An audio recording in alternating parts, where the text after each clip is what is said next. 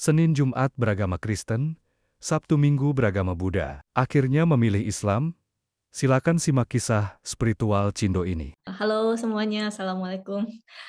Kenalin, nama saya Jessica. Saya sekarang bergerak di bidang game developer.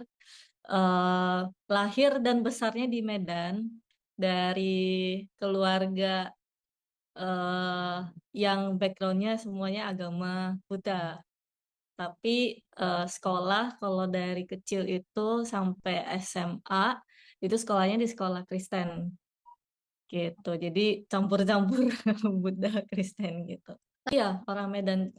Saya merantau ke Jakarta. Jadi abis lulus kuliah, habis wisuda merantau sendiri. Oh, Kalau Nasrani itu as simple as sekolah aja gitu. Jadi oh, oke. karena dulu dari TK sampai SMA sekolahnya di sekolah Kristen Protestan, otomatis Mm-mm, agama yang dipelajari juga agama Kristen. mm-mm. Tapi karena saya dibesarkan sama nenek, itu tuh tiap minggu dibawa ke vihara. Ya, Jadi Senin sampai Sabtu Kristen, Minggu tiba-tiba jadi ke vihara gitu. Jadi dapat dua-duanya. oh gitu. Iya. Tapi Kak Jessica ini masuk Muslim itu sejak Eh, Baru tahun ini, baru baru beberapa bulan baru. yang lalu. Baru baru banget. Tuh kebetulan almarhum kakek Muslim. Oke. Heeh, gitu. Dan emang karena ini jadi cerita Ya nggak sedikit apa-apa, ya. nggak apa-apa, Kak, nggak Kalau apa-apa. kalau background keluargaku gini, kenapa aku dibesarin sama nenek? Karena dari TK itu udah broken home. Jadi mama papa pisah. eh yang almarhum kakek yang Muslim tuh papanya mama, kakek dari pihak mama. Nah, Mm-mm, sedangkan yang dari pihak papa itu semua Buddha mm-mm. gitu. Jadi kalau bilang sebenarnya kalau dari kecil dibesarin ya dari situasi keluarga yang Buddha semua Oke. gitu. Karena kakek juga udah almarhum sejak aku masih kecil. Mm-mm, Masih mungkin masih TK, sebelum TK mungkin udah almarhum. Nah, baru agak tahu tentang background kakek itu pas aku udah gede malah gitu. Baik. Ini sebenarnya nggak langsung dalam satu titik ya Ya, progresif karena ya. kan emang dari kecil tuh ya tau lah dari sekolah sekolah aja udah Kristen Protestan nggak ada Islamnya sama sekali gitu loh.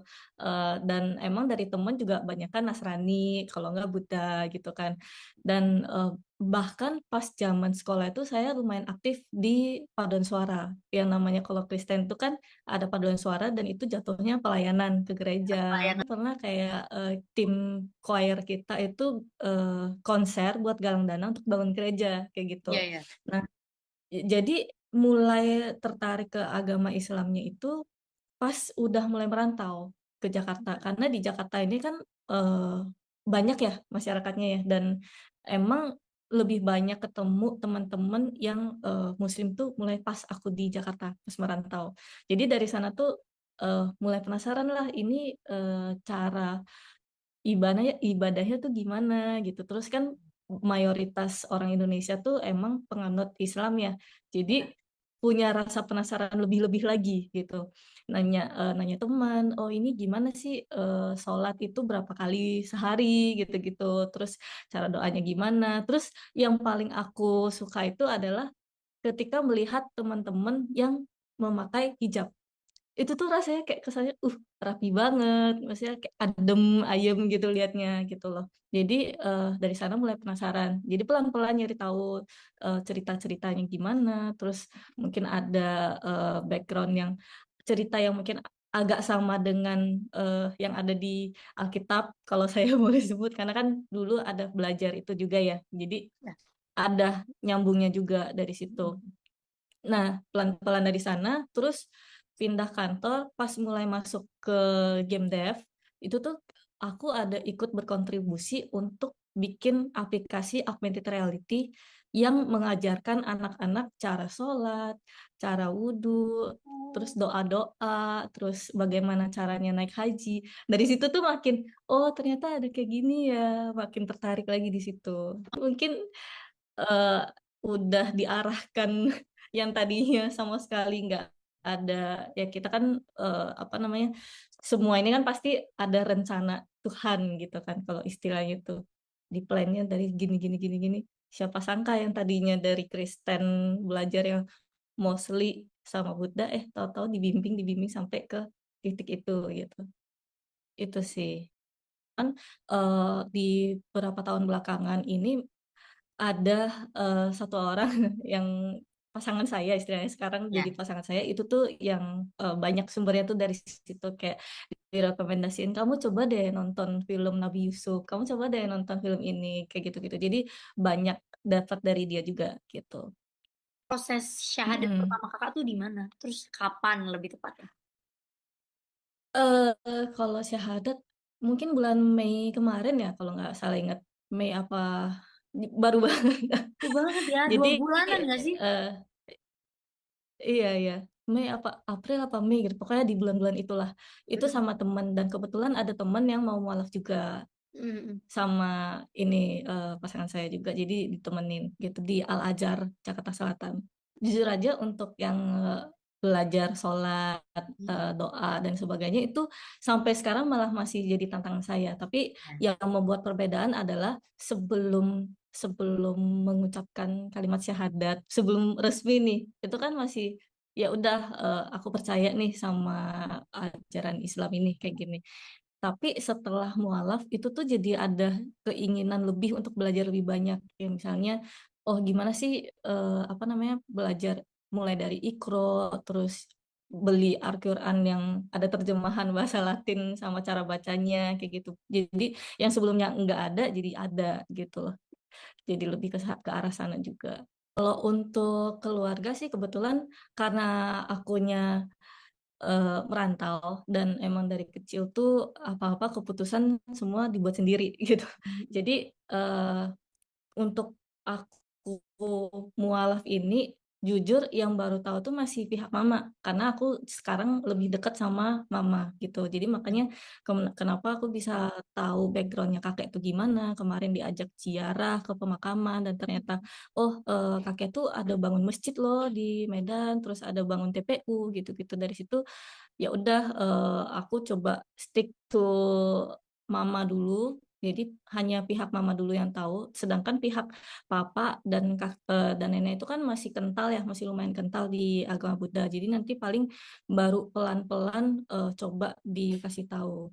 Dan untungnya mama dan adik ya itu tuh udah open minded karena kan gini kita lahir sendiri-sendiri, nanti meninggal pun sendiri-sendiri gitu kan. Jadi apapun pahala kita, apapun dosa kita, ya udah kita sendiri yang bawa. Jadi apalagi udah umur segini, biasanya tuh dari pihak mama juga enggak yang gimana-gimana banget. Yang penting kamu tahu apa yang kamu lakukan, apa yang kamu ambil, keputusan itu kamu tanggung sendiri. Kita Oh, pengen banget belajar ngaji gitu loh, kayak gimana sih cara baca ini? Kadang kan kalau ada yang kemarin tuh za, sa itu tuh mirip-mirip gitu kan. oh Bingung di iya. situ gitu loh. Karena kan kalau misalkan kita udah bisa baca itu, udah bisa ngerti, otomatis lebih gampang hafalnya kan. Jadi kayak tarik lurus gitu gitu sih.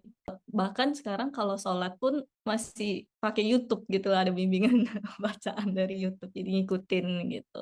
Hmm. Kalau memang ada komunitas mualaf boleh sih. Soalnya kebetulan kan kemarin mualafnya di Masjid Al Azhar kan. Jadi habis mualaf ya udah gitu loh sama teman aja gitu. Tapi kalau misalkan memang ada komunitas mualaf ya itu mungkin akan sangat membantu juga kan bisa nanya-nanya ini gimana gitu.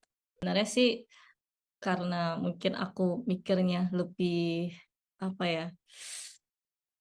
Kalau kalau boleh aku tarik mundur dikit Mhm. kenapa aku bisa apa akhirnya milih ke Islam juga itu karena salah satunya kalau di agamaku yang sebelumnya Iya. Buddha terutama yang aliran Theravada itu tuh yang umurnya paling lama ya karena kan di sana tuh ada satu hal yang sama dengan agama Islam yaitu mempercayai bahwa yang maha kuasa itu cuma satu Iya. dan kita nggak tahu bentuknya gimana. Mhm. Kalau di Islam kan disebutnya zat ya, zat yang Iya. tidak terlihat dan tidak terbentuk. Pokoknya ya udah ada di mana aja gitu loh. Kita di mana aja ya udah gitu. Nah, itu tuh ada satu itu yang sama dan eh, mengajarkan tentang kesabaran kan Allah tuh suka hambanya yang sabar gitu kan. Ya. Terus kalau ada apa-apa ya kita mulai dengan doa, bismillah gitu. Jadi lebih mendekatkan kita tuh enggak meninggalkan hal spiritual itu. Karena jujur aja sebelum-sebelumnya tuh aku sempat kayak, kok ngerasanya apa-apa tuh sendiri gitu. Mhm. Bergantung pada dunia fisik yang fana ini kalau istilahnya tuh kayak gitu kan. Tapi dengan, setelah nonton yang kemarin apalagi film Nabi Yusuf ya, dari prosesnya dia yang ditelantarkan sama saudaranya, tapi dia tetap sabar, tetap doa, tetap memohon kepada Allah gitu kan. Sampai akhirnya yang tadinya dijual sebagai budak malah jadi petinggi di Mesir gitu, malah menjadi orang yang dihormati dan banyak fansnya gitu. Jadi dari situ tuh, aku belajar, ternyata di agama Islam ini, ada hal yang sangat indah, yaitu orang yang sabar banget, yang, percaya dan doa itu pasti akan dibantu hidupnya, diberi kemudahan, kayak gitu. Mmm. Itu sih yang aku sampai sekarang tuh masih amazed di situnya. Terkagum di Karena gini, kalau aku kan mungkin belum semua ya, aku belum selesai baca Al-Quran, masih proses. Cuman, memang udah ada beberapa hal yang aku lihat tuh di agama Islam ini indahnya adalah semua ada aturannya gitu loh. Diatur sedemikian rupa yang menjadikan kita tuh lebih disiplin, gimana hal yang baik dan yang buruk tuh dan ada alasannya gitu loh.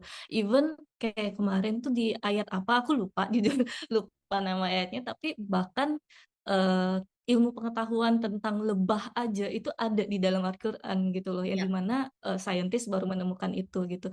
Jadi, lebih ke aku melakukan semua hal itu mungkin patokannya kita lihat dari Al-Quran dulu, tapi di balik itu semua ditarik, itu tuh ada alasannya masing-masing. Contoh, kenapa makanan ini diharamkan? Oh, secara ditarik, secara saintis ternyata, ini tuh ada dampak buruknya terhadap kesehatan tuh ini, gitu.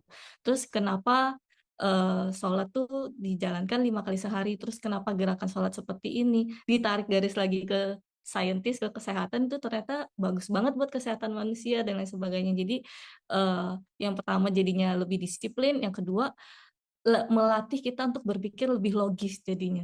Yang tadinya kita, mungkin langsung percaya aja seperti ini, tapi kalau kita nyari tahu lagi baru, kita lebih ada pencerahan lagi, lebih terang lagi, "Oh ya, ini tuh karena ini loh." Bukan bukan hanya sekedar kita percaya aja terhadap itu, tapi ada alasan yang melandasi gitu. Yang membuat yakin mungkin karena aku prosesnya juga nggak cepet ya, untuk pindah kayak yang tadi di berapa lama sih, Kak? Maaf Alkitab. aku potong. Proses Wah, itu Kakak mengenal dan sampai akhirnya pindah tuh prosesnya berapa lama, Pak? Karena kalau di gambaran kasar 10 tahun, karena mulainya itu dari 2015 akhir sih, ya 9, 10 tahun lah. Jadi pas aku udah mulai merantau, nah di masa-masa itu, kan mulai cari tahu dikit-dikit, mulai dapat even nggak cari tahu pun ilmu itu datang sendiri, kayak tadi yang karena kerjaan ya kan, yang bikin aplikasi. Jadi kayak, mungkin emang ini jalanku ya. Terus teman-teman, makin ke sini malah makin satu timnya tuh semuanya sebelumnya cuman aku doang yang nonis gitu, bisa dibilang kayak gitu, gitu. Jadi mungkin, kalau dibilang berapa lama ya 9 sampai 10 tahun, cuman, lebih banyak perkembangannya mungkin dalam 1 atau 2 tahun terakhir lah. ambil seiring berjalannya waktu, kayaknya aku mau mencoba istiqomah menggunakan hijab, misal ya kan. Kalau untuk jilbab otomatis ada kepikiran ke sana ya, karena, di awal aku juga udah sempat mention, aku suka lihat orang yang pakai jilbab kayak rapi banget gitu kan, adem, ayem, syahdu gitu. Cuman memang ada hal yang, aku mesti selesaiin dulu nih, kayak, kalau semua anggota keluarga aku udah tahu aku mualaf, itu baru aku bisa lebih lepas, maksudnya kayak, ya udah aku, bisa memakai jilbab sekarang karena semuanya udah tahu. Jadi aku ingin menyelesaikan itu dulu kalau untuk yang dalam waktu dekat, sama yang tadi, belajar ngaji.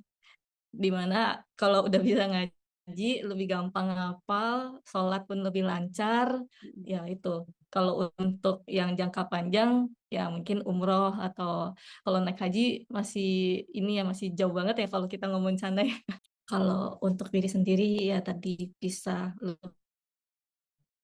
lebih kuat lagi fondasinya, bukan hanya percaya doang, tapi tahu semuanya, bisa ngaji, bisa ya tadi ya memakai jilbab dan eh, itu dulu sih sebenarnya untuk yang jangka pendek dulu.